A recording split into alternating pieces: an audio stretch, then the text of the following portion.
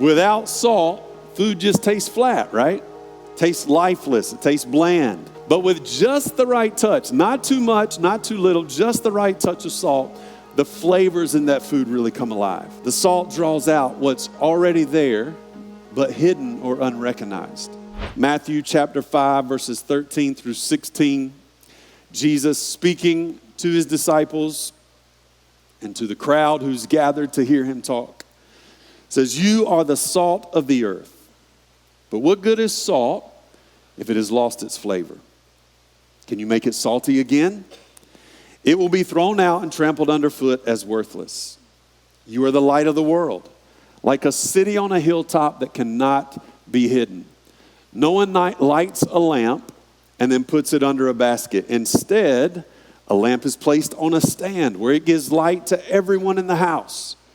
In the same way, let your good deeds shine out for all to see, so that everyone will praise your heavenly Father." Jesus is saying, look, you don't need a platform, you don't need a pulpit, you don't need a passport to live on mission. You just need to see your everyday world, your day-to-day life as the mission field that God has placed you in. And he gave them two analogies to really help them understand this idea that he's trying to communicate to them, how to live on mission every day. First, Jesus said they were the salt of the earth. Now, Jesus is given this sermon, the Sermon on the Mount, on a hillside near the city of Capernaum.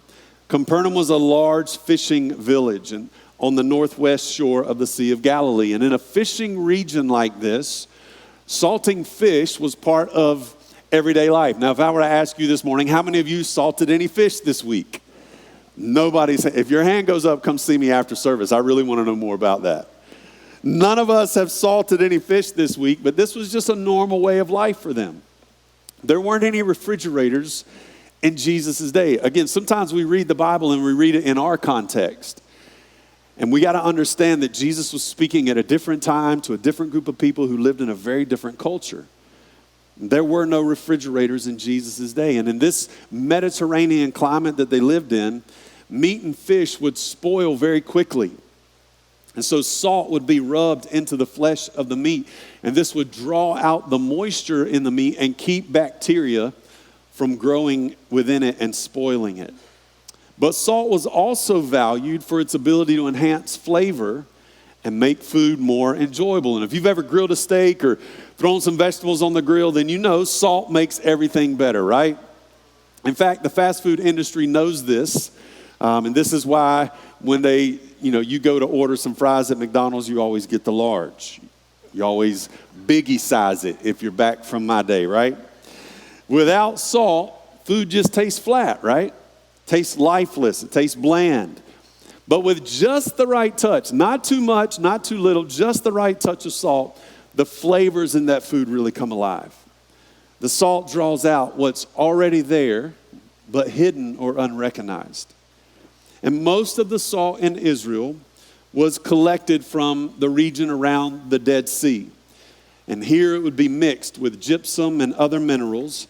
And again, due to the humidity in the climate that they lived in, the moisture would wash the sodium chloride, the edible salt, out of the mix. And what was left looked like salt, felt like salt, but it had no preserving or flavoring power. And that's why Jesus warns that if salt loses its saltiness, it's no longer good for anything. But Jesus doesn't stop here with this analogy. He moves straight into another image to really drive home this point that he is trying to make. So Jesus said, not only are you the salt of the earth, but you are the light of the world. Salt works quietly behind the scenes, preserving and enhancing from within. But light works publicly, visibly driving out darkness and showing the way. And again, we've got to read this in context. In the first century, homes didn't have electricity. They couldn't just flip a switch and light appear in the room. Light came from very small clay lamps that were about the size of your hand. And they would be filled with olive oil and a linen wick. And a single lamp would be placed on a lampstand or on a shelf carved out of a wall in a home. And it would give light to everyone in that small one-room home that most people lived in during those days. And the higher the lamp was placed, the more light it could put off. In this culture, light represented life, safety, and direction in a dark world with no street lights, no flashlights, no billboards, no glow of technology. Once the sun went down, the only light they had came from these small lamps, like the ones we've just described. I remember when my wife and I went to Uganda to meet Joy, our daughter, for the first time. And we're there during the day and everything kind of seems normal. And, they told us to bring headlamps, flashlights that you wear around your head, camping type lights. And we couldn't really understand why they wanted us to do that until the sun went down. Because in the area where Joy lived, there were no street lights. There were no signs out front.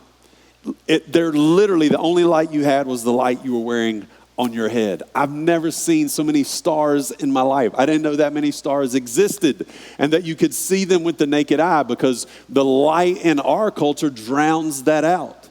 But man, when you are in total darkness, you understand how important light really is. And so when Jesus says no one lights a lamp and puts it under a bowl, his audience would have laughed at that. They would have recognized Jesus being kind of funny here. Because covering a lamp in this culture would snuff it out and defeat the very purpose that it was created for. So why did Jesus use these two pictures, salt and light? I think he shared them together because together they show us what it means to truly live out our faith.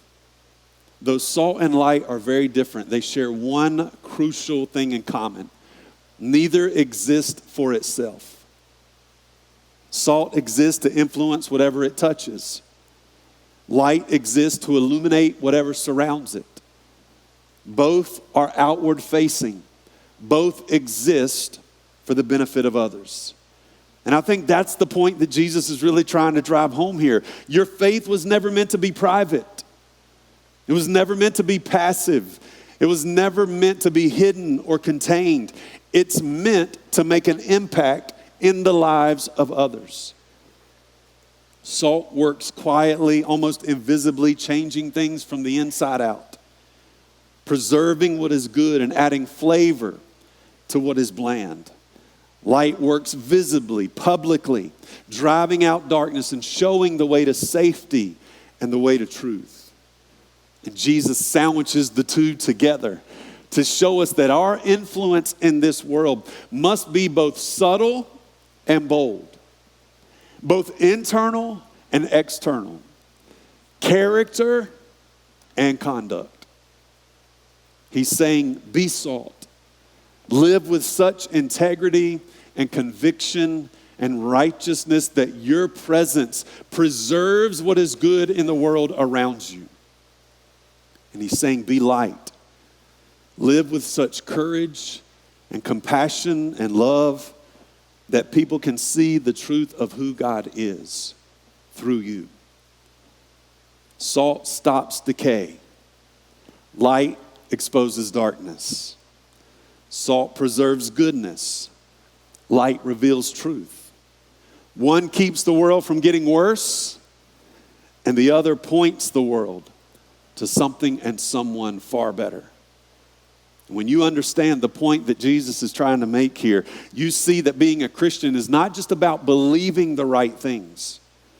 It's about being the right kind of influence in the world around you. Jesus didn't call his followers to escape the world, to run from the world. He called us to engage the world, to step into dark and decaying places and bring the preserving power and illuminating truth of his kingdom wherever we go.